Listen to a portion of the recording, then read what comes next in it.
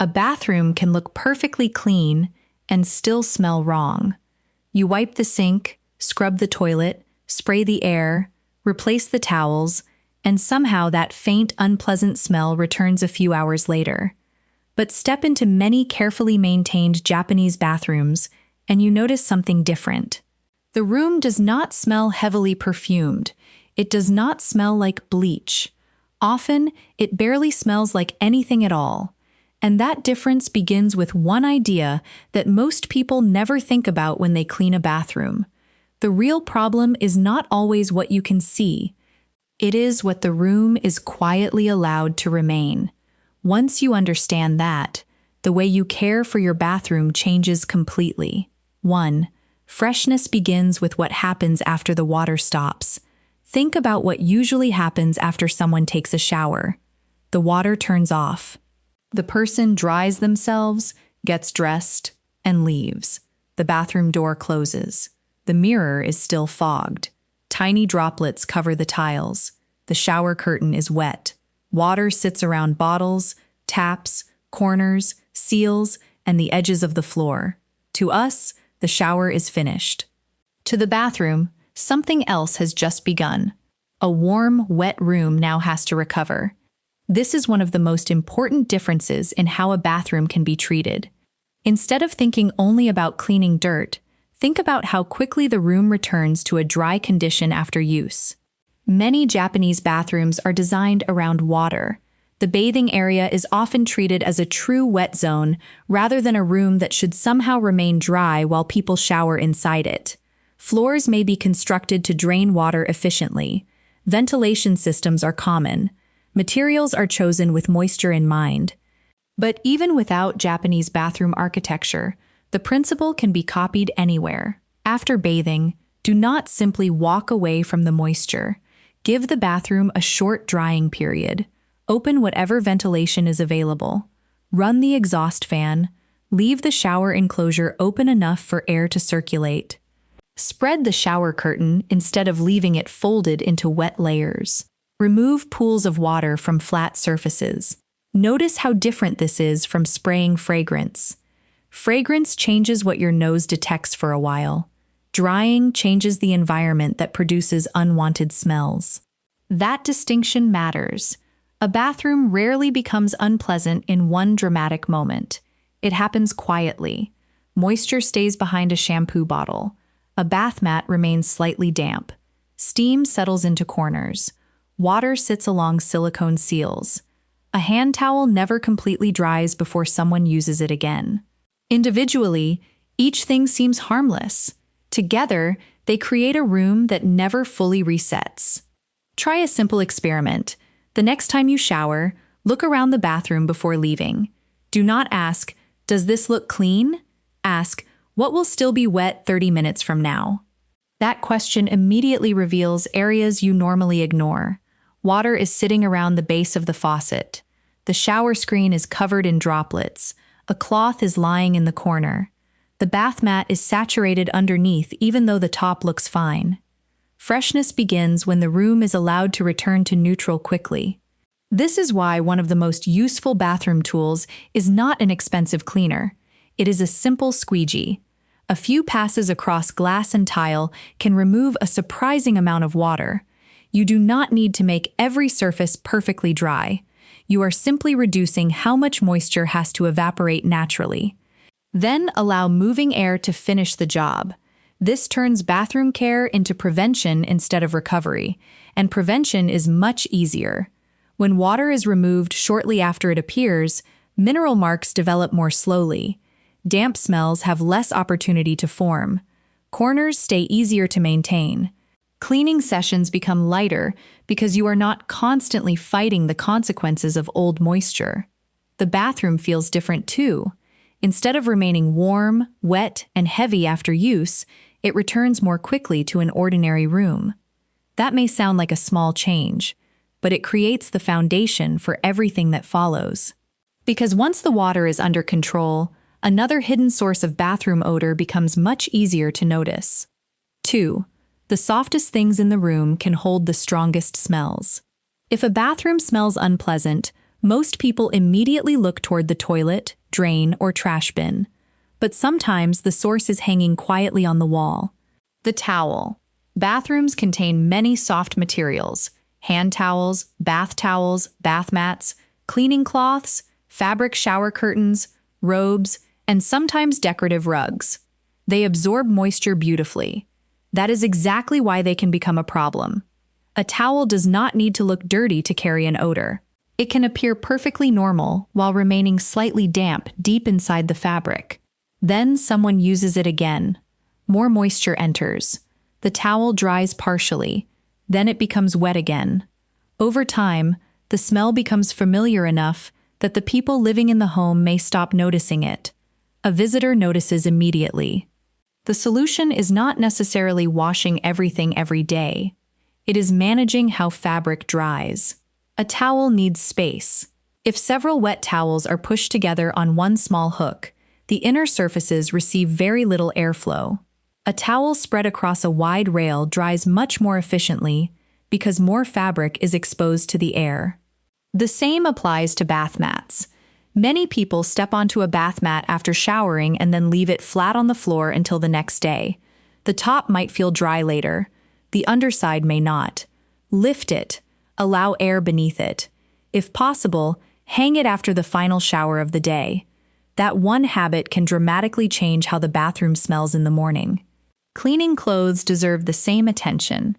A cloth used to wipe the sink should not remain crumpled beside the faucet. Once it has finished cleaning, rinse it properly, remove excess water, and let it dry completely. Otherwise, the object used to clean the bathroom can become one of the things making it smell less clean. There is a useful principle here. Anything designed to absorb water must also be designed to release water. If it absorbs quickly but dries slowly, it needs attention. This is why a fresh bathroom often contains fewer unnecessary textiles than people expect. Not because fabric is bad, because every absorbent object creates another moisture management task. Look around your bathroom. Do you really need 3 decorative towels that are rarely replaced? Does the thick rug stay damp for hours? Is there a cloth hidden behind the toilet? Is the shower curtain bunched together after every use? Each soft surface deserves a purpose. If it has no purpose, remove it. If it has a purpose, help it dry.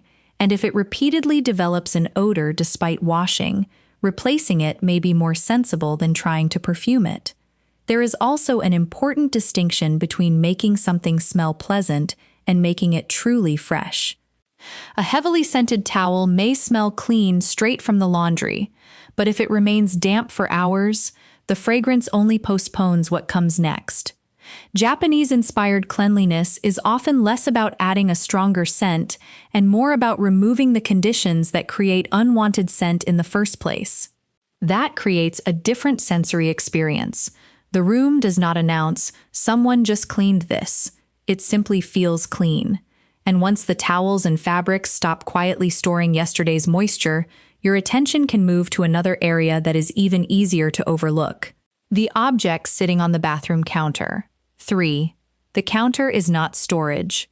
Walk into a bathroom and look at the sink. How many things are touching the counter? Toothpaste, brushes, skincare bottles, soap, razors, hair products, makeup, medicine, cotton pads, small containers, combs. Sometimes the counter becomes a map of everything used during the morning. The problem is not only visual clutter.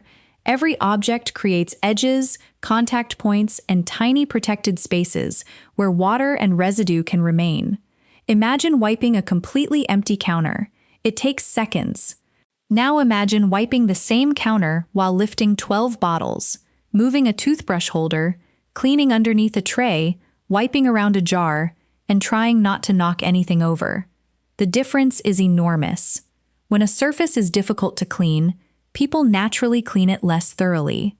That is why a clear bathroom often stays cleaner with less effort. The goal is not extreme minimalism. The goal is removing friction. Keep daily use items accessible, but give them defined places. A cabinet, a drawer, a wall-mounted holder, a small tray that can be lifted with one hand. The easier it is to expose the surface underneath, the easier it is to wipe away water before it dries into residue. This principle becomes especially useful around the sink. Every time someone washes their hands or brushes their teeth, tiny droplets travel farther than we realize. A clear counter makes those droplets visible. A crowded counter hides them, and hidden moisture becomes old moisture. There is another reason clear surfaces matter. They reveal problems early. A small leak around a tap becomes obvious. A ring underneath a soap dispenser is noticed before it turns stubborn. Dust appears before it becomes sticky. A bottle that has begun leaking does not remain unnoticed for weeks. Clear surfaces give you information. Clutter hides information. One practical method is to remove everything from the counter and return only what genuinely needs to remain there, not what might be useful one day. Not what looks decorative, what actually needs immediate access. Perhaps that is only hand soap and a toothbrush cup. Everything else can live nearby without living on the surface. Then pay attention to containers. The bottom of a soap bottle is one of those tiny areas almost nobody thinks about. Pick it up after a week and you may find a wet ring underneath. That ring can contain soap, dust, water, and residue. Multiply that by 6 containers and the counter starts producing small sources of stale smell even when the room appears tidy. Lift those objects during your normal routine. Wipe underneath. You do not need a special cleaning session. It takes a few seconds when the surface is already almost empty. This is how a bathroom begins to maintain itself. Not literally, of course, but the environment becomes easier to care for because you have removed the obstacles that make care annoying. And when cleaning requires less effort, it happens more consistently.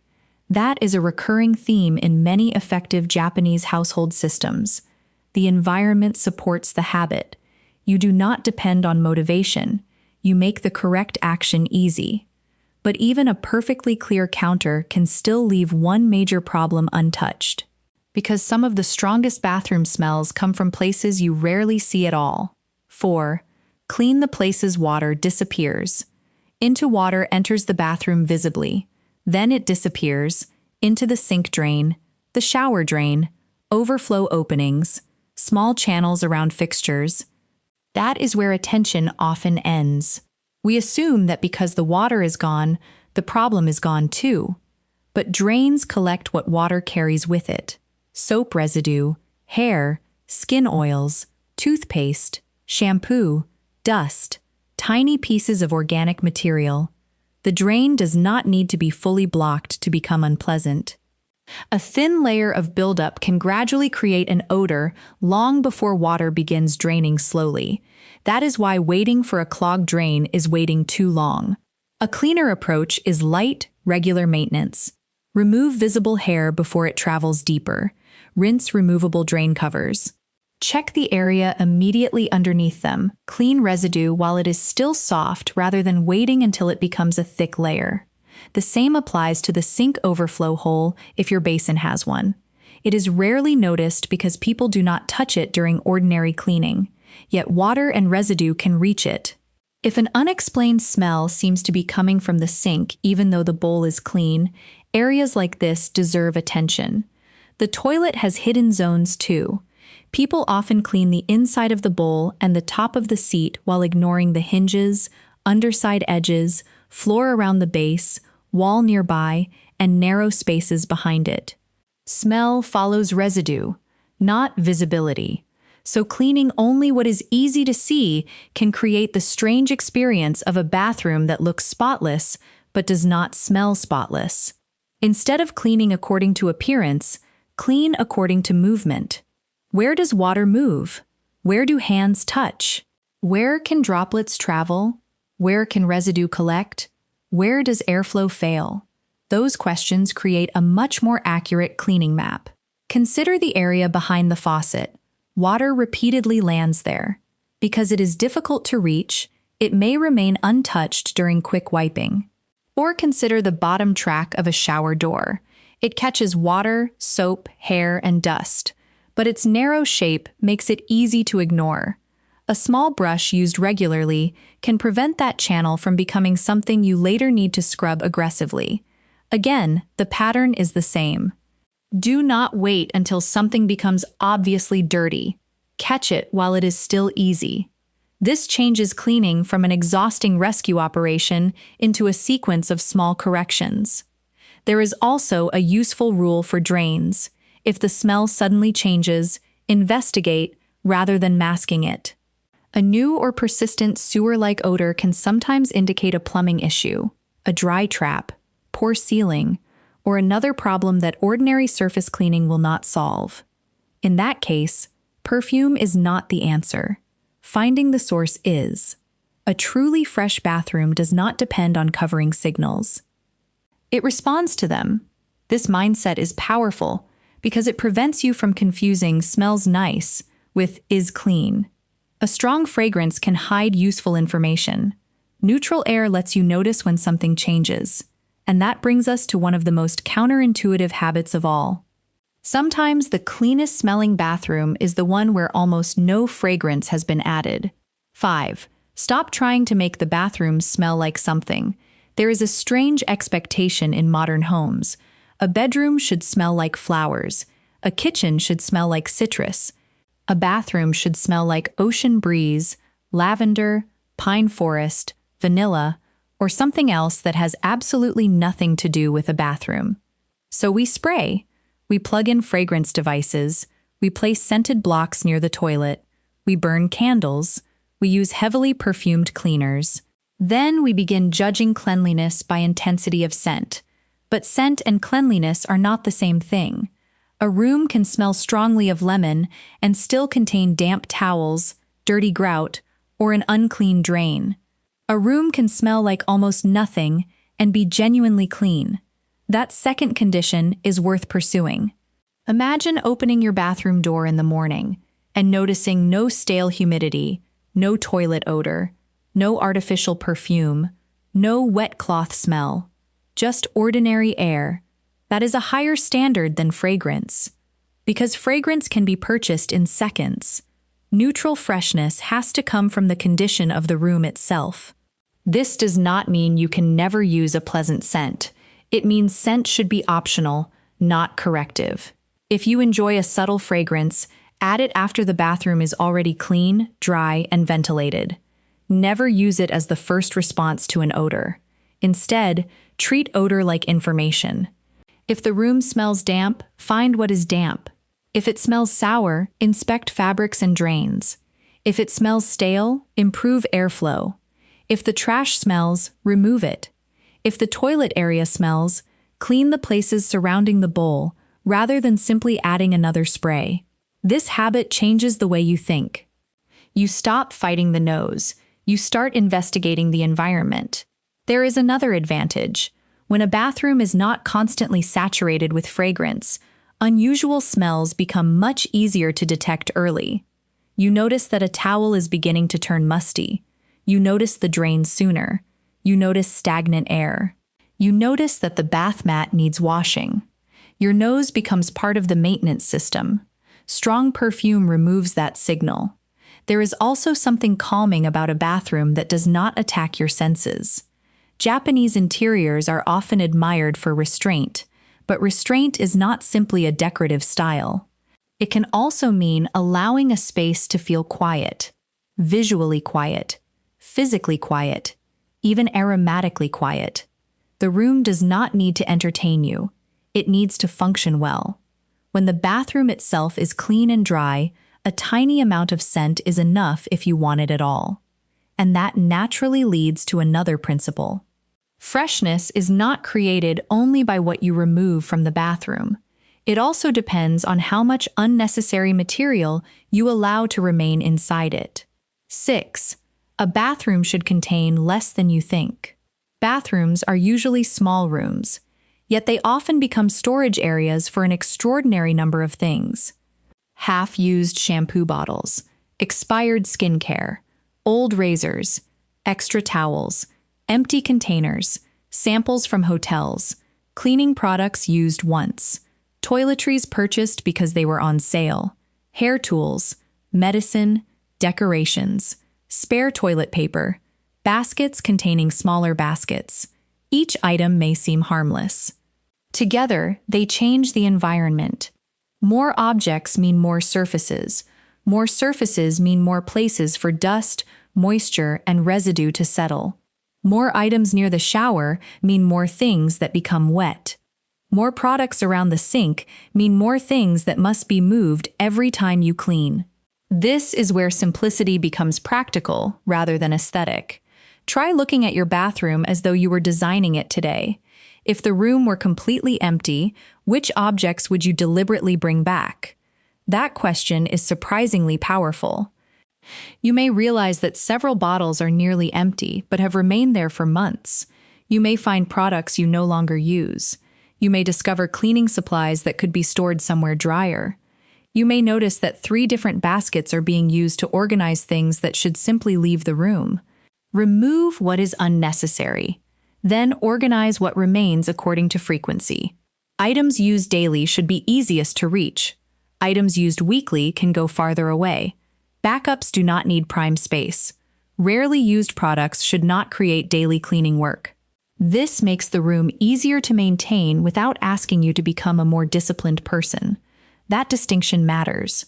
Many people try to solve household problems by demanding more effort from themselves. I need to clean more. I need to become organized. I need to stop being lazy. A better question is, how can I change the room so that keeping it clean requires fewer decisions? If every object has a logical place, putting something away becomes nearly automatic.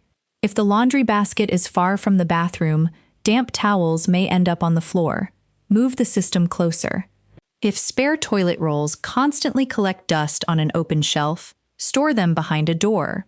If shower products cover the floor, move them onto a rack that drains well and can be cleaned easily. Design behavior before blaming behavior. This is one reason well-designed small spaces can feel surprisingly calm. Every object earns its position. Nothing is there merely because nobody decided where else it should go. The same rule can apply to decoration. A bathroom does not need to be empty. A plant, wooden stool, ceramic container, or small piece of art can make the space feel beautiful. But decoration should not create new cleaning problems. If an object constantly gets wet, traps dust, blocks ventilation, or has to be moved every day, ask whether it is improving the room enough to justify the work it creates. Beauty and maintenance should cooperate. When they do, the bathroom becomes simpler, and simplicity produces something people rarely associate with cleanliness: speed.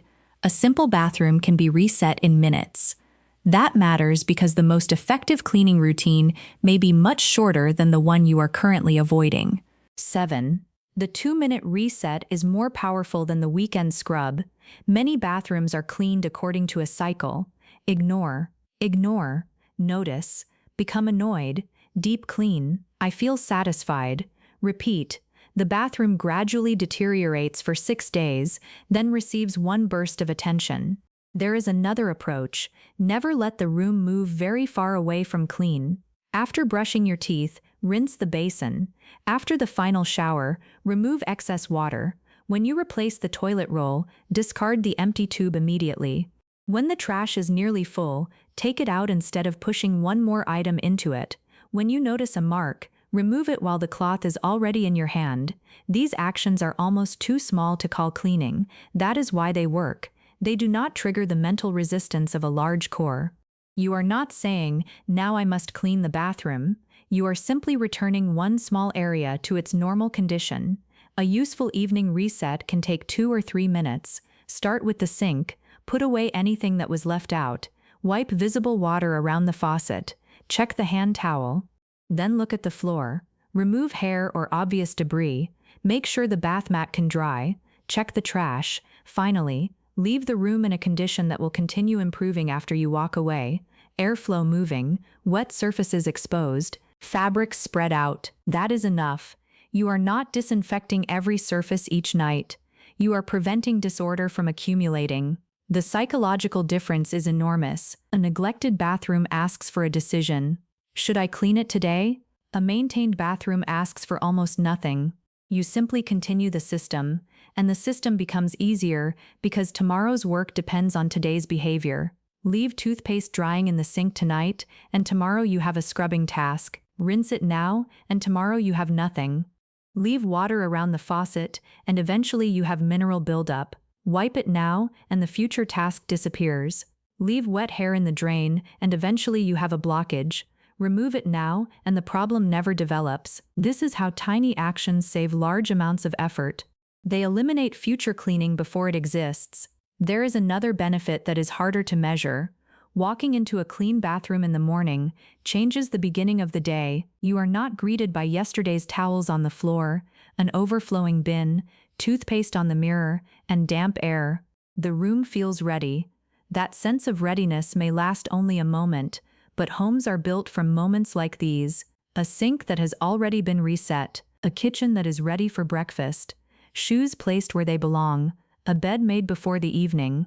Small forms of order reduce the number of unfinished messages your environment sends back to you. The bathroom becomes especially important because it is one of the first and last rooms many people use each day. It quietly influences both transitions, morning into activity, night into rest. Keeping it fresh is therefore not only about hygiene, it is about creating a room that does not demand attention every time you enter. And once the daily reset is working, there is one final layer that keeps the entire system reliable.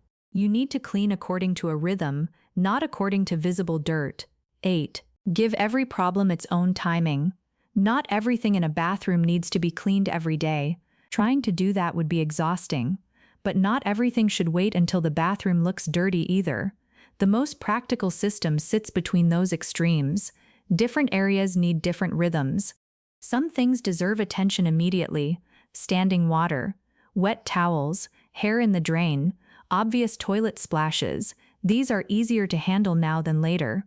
Other areas may need a quick daily or near-daily check: the sink, frequently touched handles, the toilet seat and surrounding area, the floor where hair collects. Then there are tasks that belong to a slower rhythm: washing bath mats, cleaning the shower track, wiping storage shelves, checking grout, cleaning ventilation covers, inspecting corners behind the toilet, removing unused toiletries. The exact schedule does not matter as much as having one. Without a rhythm, every task competes for attention at once. You walk into the bathroom, see 15 possible things to clean, and decide to do none of them. A rhythm removes that decision. Today you may only need 60 seconds. Another day may require 10 minutes. Occasionally you perform a more complete clean. The room stays consistently pleasant because no single neglected area is allowed to become a major project. This is also where you should pay attention to the bathroom as a system, rather than a collection of surfaces. Ventilation matters, storage matters, laundry matters, plumbing matters, cleaning tools matter. Even the location of the trash bin matters. Suppose you constantly find damp towels on the floor. You could complain that people are careless, or you could add hooks exactly where towels naturally get removed. Suppose bottles constantly accumulate around the bathtub. Instead of repeatedly rearranging them, reduce the number of products and give the remaining ones a draining shelf. Suppose the floor always collects hair. Place a small cleaning tool somewhere accessible enough to use in 15 seconds. Suppose the bathroom stays humid long after showers. Improve ventilation habits before buying stronger mold cleaner. This is the deepest lesson behind a consistently fresh bathroom. Do not repeatedly solve the same problem. Redesign the condition that keeps creating it. That is where effortless-looking cleanliness comes from. Not from someone spending every free moment scrubbing, from making hundreds of small practical decisions that reduce the amount of scrubbing required in the first place. The bathroom develops a stable rhythm. Water appears and leaves quickly. Towels become wet and then dry properly. Products are used and returned. Waste appears and is removed. Drains collect residue and are cleared before buildup becomes serious. Surfaces become dirty and are restored before the dirt becomes stubborn. Air becomes humid and then circulates. Nothing remains long enough to transform into a larger problem. That is why the final result can appear almost mysterious. You enter and the bathroom does not smell like artificial flowers. It does not smell like disinfectant. It does not smell damp. It does not remind you that 4 people used it that morning. It simply feels neutral, ready. fresh. And perhaps the most interesting part is that this standard does not require a Japanese bathroom. You do not need a soaking tub. You do not need a floor drain. You do not need a sophisticated ventilation system. You do not need expensive imported cleaning products. The principles can work in a tiny apartment bathroom, an older family home, or a modern ensuite. Remove moisture quickly. Help fabrics dry completely. Keep frequently cleaned surfaces easy to reach. Pay attention to hidden buildup. Treat odor as information instead of covering it. Reduce unnecessary objects. Reset small messes immediately. Give recurring tasks a simple rhythm. When these habits work together, cleanliness stops depending on one exhausting cleaning day. It becomes the natural condition the room keeps returning to. So the next time your bathroom smells unpleasant, resist the instinct to reach immediately for a spray. Look deeper. Check what is still wet, what cannot dry, what is hiding underneath something, what has been sitting too long, and which small problem keeps returning because the room itself has never been changed. The secret is not making a bathroom smell stronger. It is removing the reasons it smells bad in the first place. Start with one habit tonight. Dry one surface, clear one counter, hang one towel properly, or check one forgotten drain.